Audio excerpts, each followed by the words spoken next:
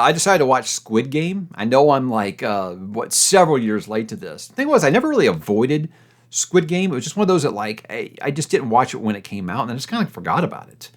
And I just recently watched The Eternaut, which I liked a lot. And it just kind of made me think, I've been quite sick of a lot of American TV shows and movies lately, and I just don't feel like that they're focusing on what I want them to focus on anymore, like the story.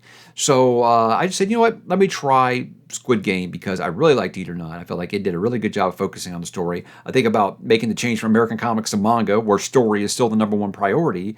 And so I said, let me do this. Yeah, Squid Game is excellent. It's not a shock to anybody. I'm sure by now you know this. I didn't watch season 2, but I did binge all of season 1 quickly. Very, very good show. Well written. I mean, the thing is like you kind of go into it like you would with like The Long Walk by Stephen King or The Hunger Games by Suzanne Collins, where you'll just be like, okay, I know all these people are probably going to die, so I shouldn't get attached to any of them. But if the character writing is really, really good, you can't really help it. And I think that's the case with Squid Game, is because even the detestable characters, I was invested in them. Like the guy with the snake face, I was invested in that character's storyline. They did a really, really good job with all of the characters in this. And it's one of those where I think that I said this about the Eternaut, is even if I'm listening to it, because I listen to it in the original language with English subtitles, because dubbing makes me laugh. It's terrible. To me, it always just feels like I'm watching something out of sync because it's not natural. It drives me crazy. It drives me absolutely nuts. But this is, if you're getting those emotions across and it's not just lost in translation, that's great. That's really great. I mean, the actors on there, the way they emote is so good. But I think that, man, there are some killer things in this. I'll never look at red light, green light the same way again. With me, I never want to see a bag of marbles ever again. So there's so many things that, like, I've seen all the memes and stuff, and I've even used some of them, but somehow I wasn't spoiled on the show, like, at all. I didn't know anything about it. But I'm excited. What we're going to do right now is my wife and I, because she watched season 1, she was the one that actually said, I think you'll really like this. She watched it over the summer. We're planning to watch season 2, of course.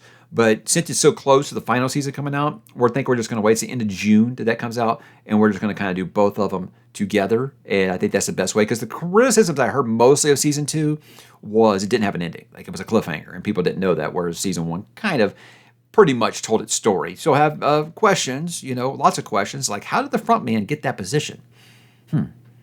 That's something I actually figured out, was who the front man was.